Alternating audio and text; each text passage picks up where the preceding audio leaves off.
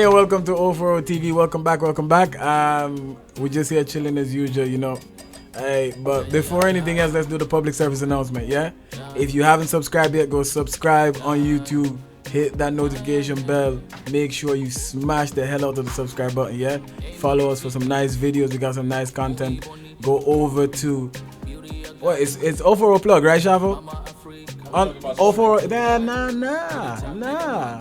You know what you do. So for all the nice candid shots and, you know, the fun things we do here in the studio, you can jump on the live.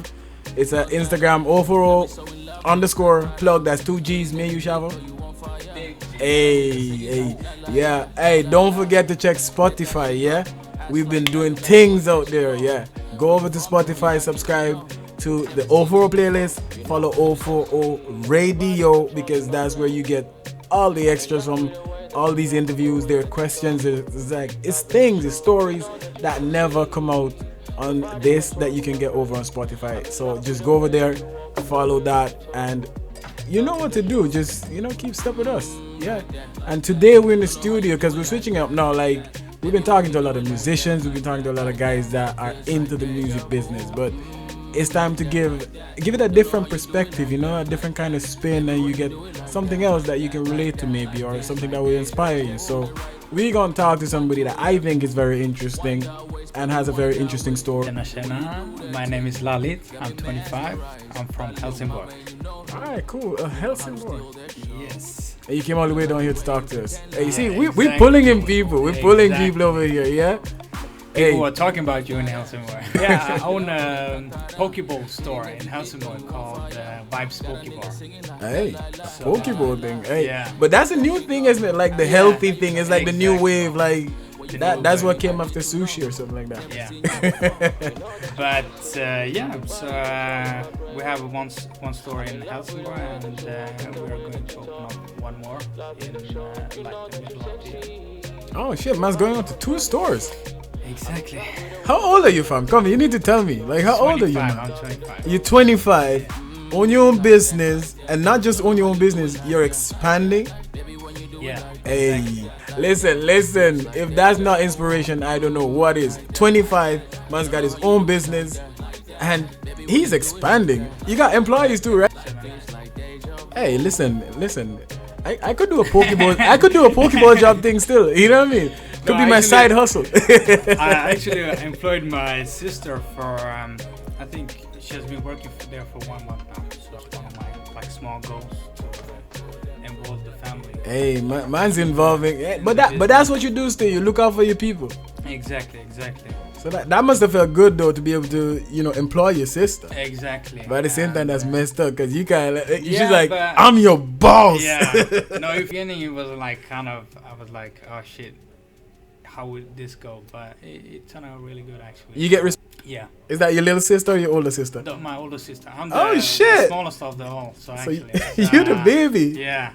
Hey, like, when people talk about owning their own business, yeah, a lot of people, especially when you get to a successful business, a lot of people don't know where the business is coming from. A lot of people don't know the backstory. A lot of people don't know the struggles. People just see you successful now. Because let's say your shit blows up and in like, 2-3 years, you're driving around in a Bentley and everybody's going to be hating like, hey, them man's got money, them man show off, whatever now.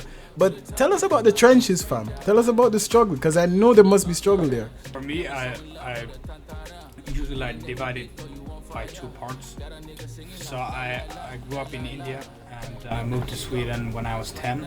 Okay. And in the beginning it was kind of tough from India to move to Sweden, and we had kind of humble beginnings when we were in India. So I grew up with a family, mom, dad, and I have 3 elder sisters. And my dad passed away when I was like 8, 7. And you know how it's in our culture, like when your dad passed away, you are Man in the family, yeah. So, if you're the only boy, hey, listen, you gotta take care of the women. Exactly. So when I was like 8, 7, I got that responsibility. So I think from there, for me, my life started at that point. So I just wanted like every day to make sure that my family was safe and everybody was eating good and stuff like that. So I was 10, we got an opportunity to move to Sweden. So imagine from India to a place it's outside of Helsingborg.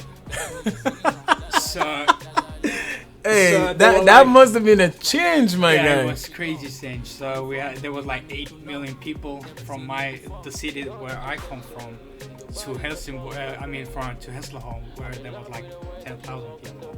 So and then the temperature. Yeah, like exactly. don't even talk about what the climate must have been like. So after that, I started to do like. It's kind of crazy because I started playing ice hockey. No. Like, you played ice hockey. Yeah, exactly. Like, how did that work out, fam? It was kind of good, actually. You were kind of good. You see, this man's too humble, fam. If you were good, say you were good, man. Yeah, okay, I was good. Okay, you made any teams? Playing in, the Tyringen, it's called, the team there. And I was also in something that's called TV-pucken.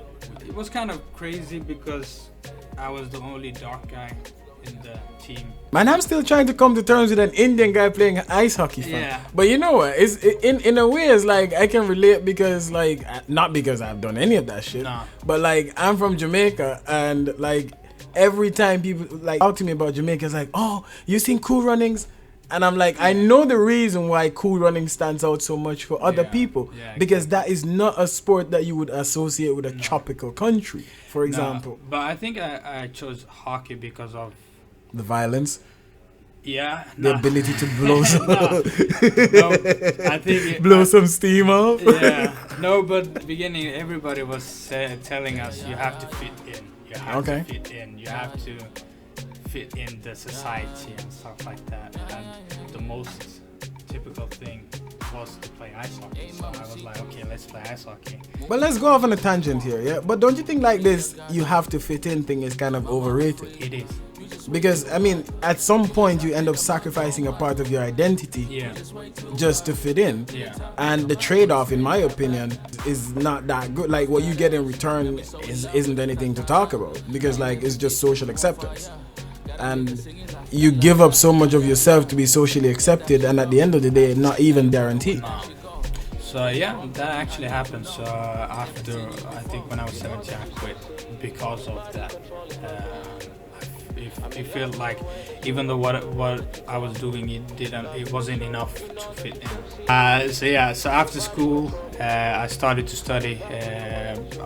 Same there, I just want to be the typical guy. So I choose actually to study as a carpenter. Okay.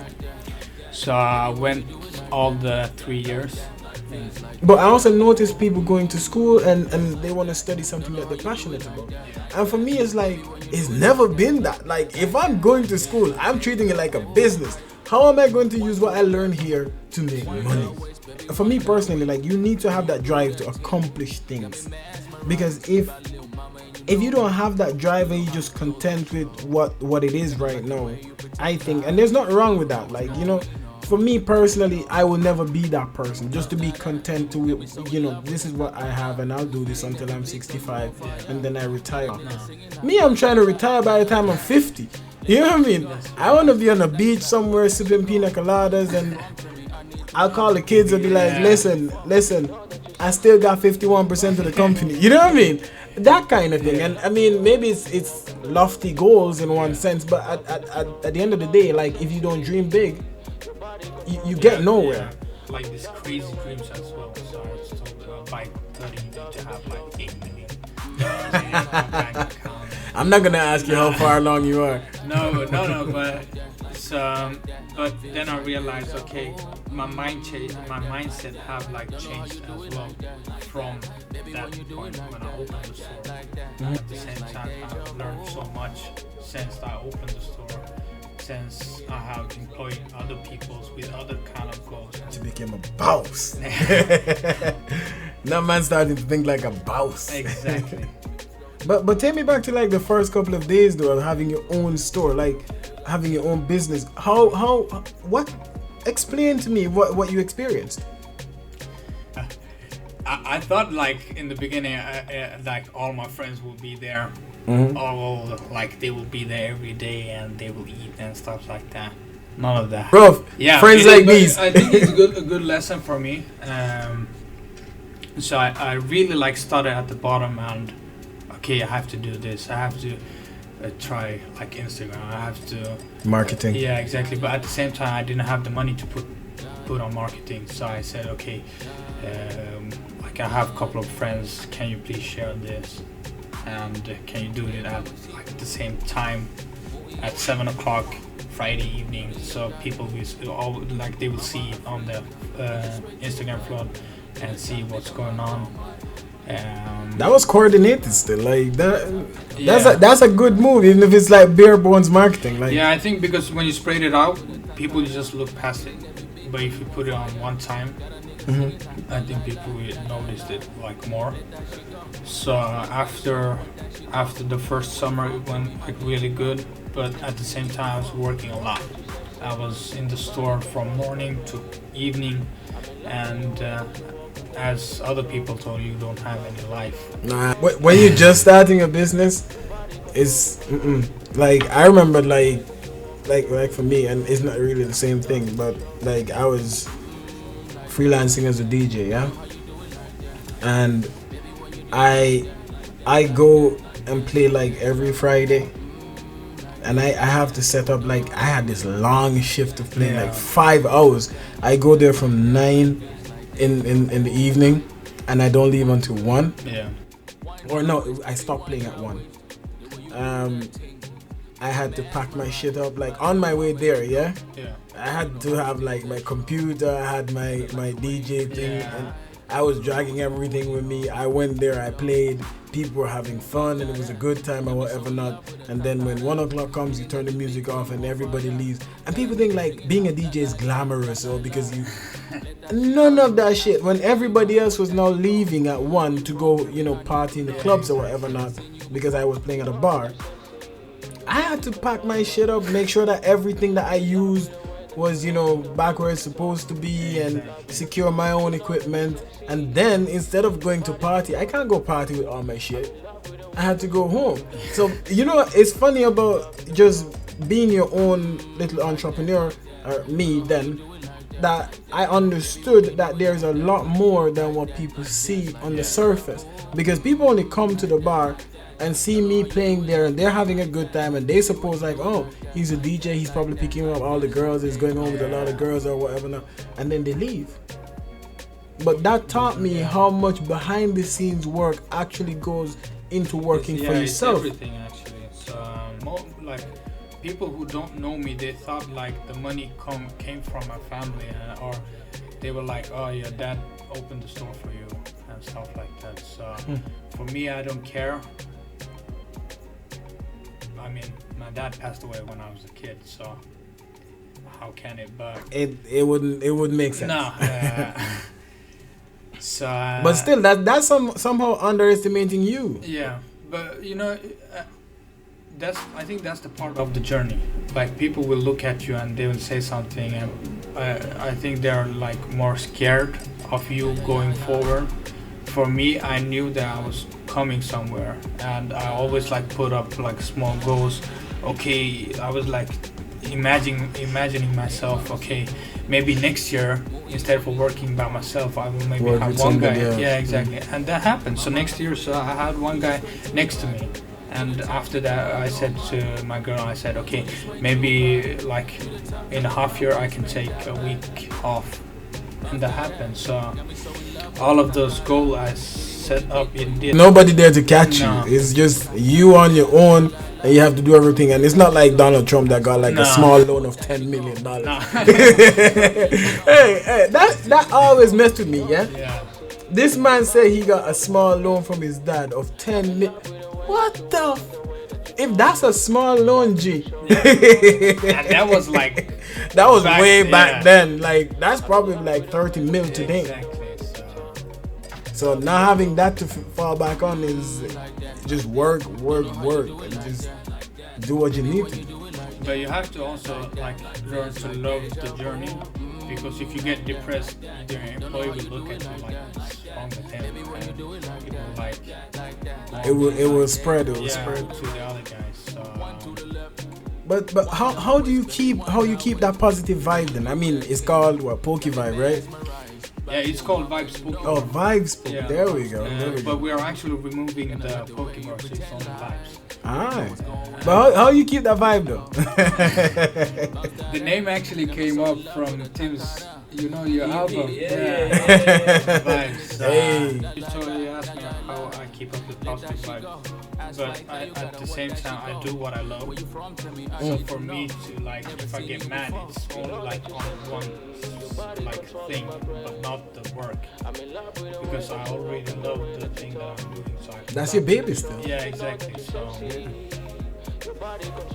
it never happens actually. It hasn't yet.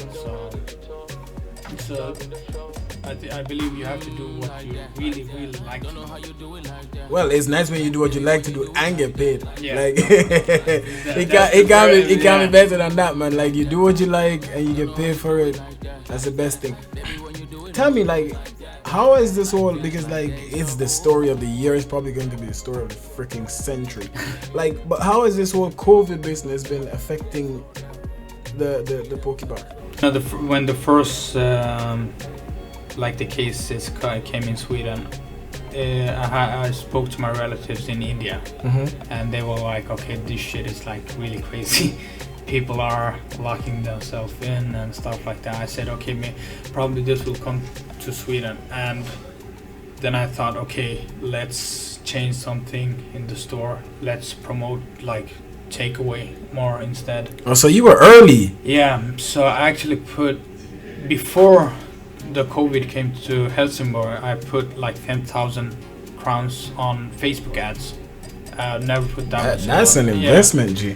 So I said, I think this will pay off, and it did actually. So under the COVID-19, we increased 45%. So hey, talking about the bet that paid off. yeah, You had an increase in sales of 45%. So and God damn.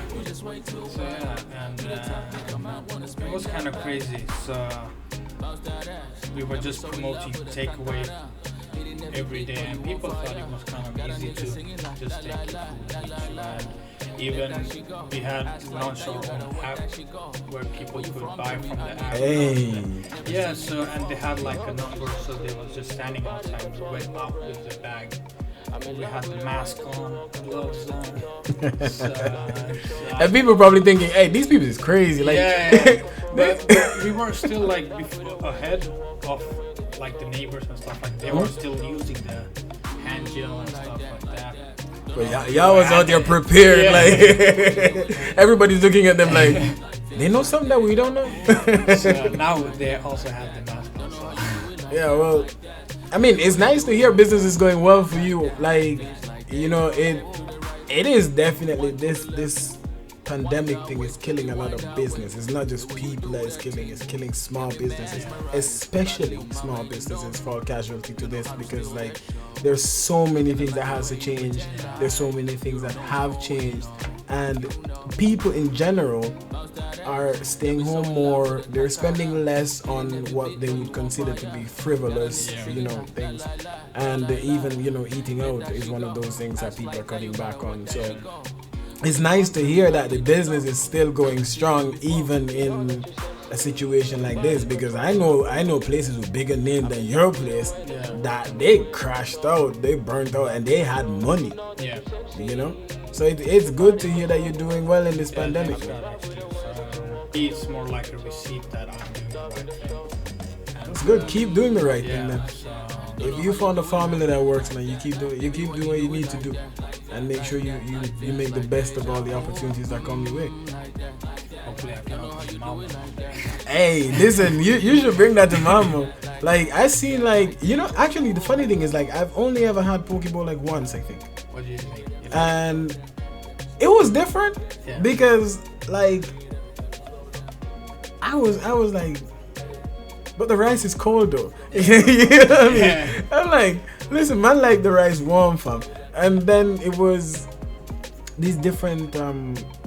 It's nice. I like the idea of having a little bit of everything in the bowl. So that is nice because you get a more balanced meal, I think. I just don't know what the cold rice thing. The jury's still out on the cold rice. The only time I eat cold rice is sushi, man. Yeah. But it was nice. I actually liked it, and it was not for the rice. No. It was for everything else. Yeah. So I actually liked it. But then again, I've never like, you know, there's people who do something because it sounds cool or because it looks cool or whatever. Now. So I don't really know what the authentic poke bowl would be. You know what I mean? Yeah. So I didn't even know if I got like a real poke bowl. No. I'm just guessing because they said it's a poke bowl. So I was like, alright, it must be. But for like at Vibes, it's more like a healthier option to sushi. And now when we are opening the other store, we are also going to have like juice and coffee and stuff like that. So I think nice. we are going to change some bit of the company. Okay. Have some good vibes. Alright, cool. Listen. If you ever want to open up another business, I got a killer idea. Trust me on this one. I'm not telling you on camera. Like then I'm telling all of YouTube and everybody else. But no, we could talk about that. That's different. That's nice. I'll just wait till you get like Bill Gates status. I'll come to you for a small loan of $10 million. $10 million. It's something like that. But you know what? Let's not talk about work now. Let's talk a little bit about what you do outside of work. If you ever do anything but sleep. But you've been back to India since you've been here? No, yeah, once actually. I was there with my mom and we bought like a small plant. But I have been in Zanzibar and Tanzania a lot. Oh, nice. You got places down there too? No, I have a friend of mine who works. I mean, he's a partner in a small hotel in Zanzibar. Where you might look into, you might be looking to expand into. No, I just want to like I just want to like settle down there because I like the vibe. Yeah, but then you can bring the poke bar. Yeah, but I don't think people. I mean, I told him about it. He said, "Can we add some fufu?" hey, you could start. Listen, I'm gonna give you something now. Yeah, you could call it the fufu bar. Yeah. Or the poke bar with the fufu flavor, fam. Yeah. So you've been in Zanzibar and Tanzania. You've been chilling. Yeah. But what's it like? Like, is it different in terms of I mean, I get like geographically it's different, but yeah, like, is it an adjustment kind of thing for you? Like when you've been there? It's more like I can like really relax. Hakuna Matata. Hey, don't worry. So and I love the people down there, and everything is like perfect. Yeah, you should go back though. Like, yeah, I told the guy his name is Samson Maliso. He's like 50 years old.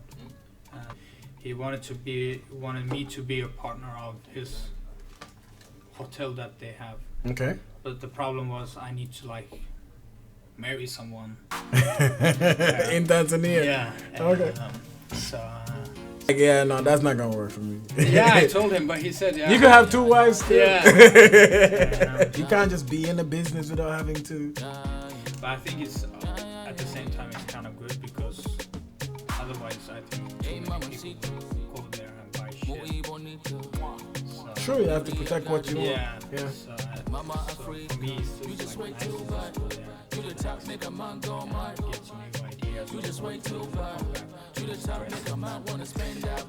I'm having a problem associating all these things with an Indian. Okay? Ice hockey. Yeah. Carpentry. A Hawaiian restaurant. A Hawaiian restaurant. A man's a popper. Like, I have never talked to somebody with this kind of, like, it is so broad, my guy. It is so, like, it is so, like, the last thing I would expect.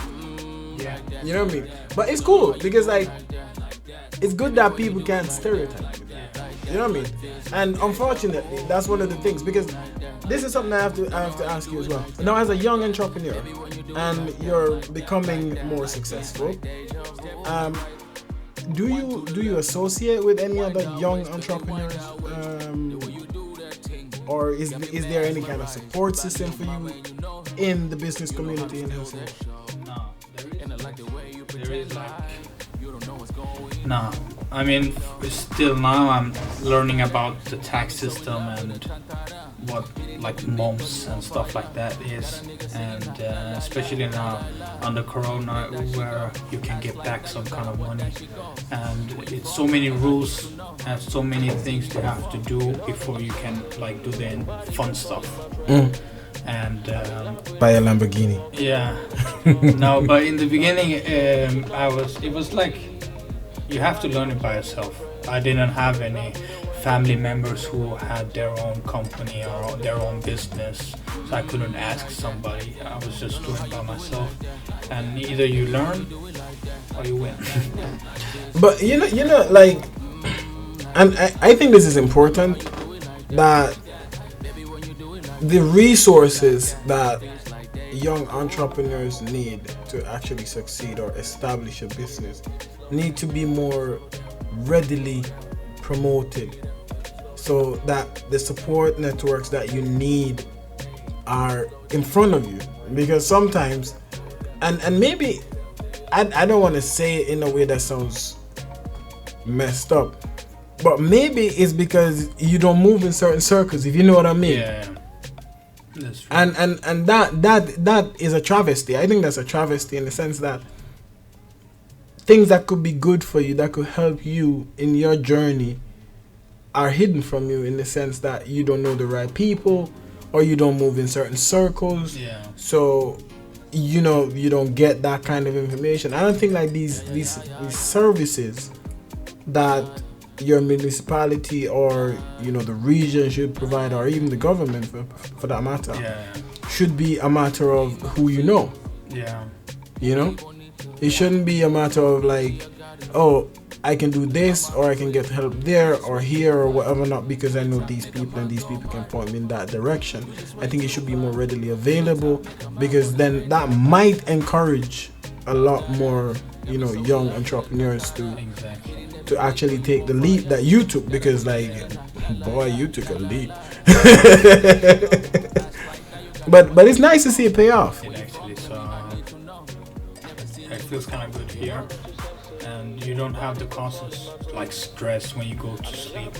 You're just like thinking, hopefully tomorrow it will be a better day, and just like for me it was like small things that could affect my business. If it was raining outside, or it was cold outside, I was like, oh fuck, today is going to be a really bad day. But now it's like, okay, it's cool. You stabilized enough to the ground is like stable, so it's okay. Especially now on the Corona, I can see my neighbors, they are like really stressed out. Some even like green here, and Jesus Christ. Thanks God. No, I know what that's like in the sense that, I mean, I've seen so many businesses go under now the last year. It's crazy. Yeah. And to not have that stress, like, you must feel like a boat on water, my God. Yeah, some days. Let's do some fun things. Let's go away from the work and entrepreneur things and whatever. Now, I really like what I've heard, and I can only wish you, success. And I'm coming like, whenever you get to them big money, like I'm gonna come for a small loan. So. just like them people wouldn't lend you. I'm a guilt trip you. I'm a guilt you. I'm gonna be like, listen. You remember them people didn't want to lend you the money? You really want to do that to me? So I'm going to come at you with some guilt. And I'm telling you to your face now, so it won't feel different when I... thing that I normally do, yeah? Because I ask almost everybody that comes here. these questions. It's a little fun thing that I call verses. Yeah. And so I'm gonna say two things, and you have to choose one. All right. Cool.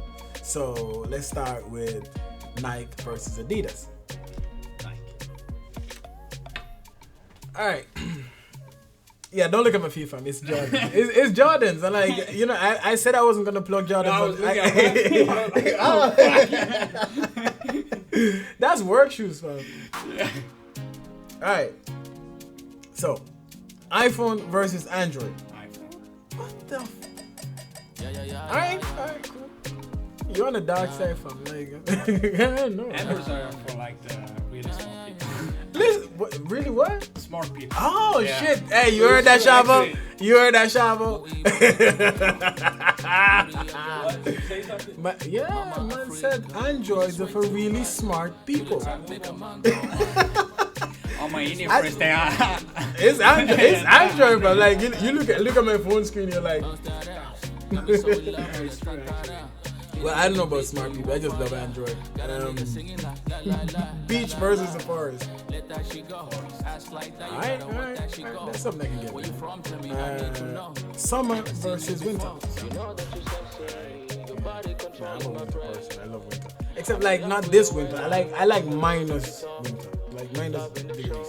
Summer is like more opportunity. Hey, man's all about the moolah. It's true. So, man's all about the moolah. Man says summer. honey season. So. Hey, and people going to the beach just like take a Pokeball with you, yeah? Hey, all right. Let's see what I can throw at you now. Some curveball here. Like. Pac versus Biggie. No, I'll give you a do-over. Pac versus Biggie. Guys, this man can't take a hint. Alright, cool. Oh, you like, yeah. Is that a question? Yeah, but Alright, Nas versus Jay-Z. You finally did something right. Hey, but Nas is a good still. Nas is a good. What kind of music you like?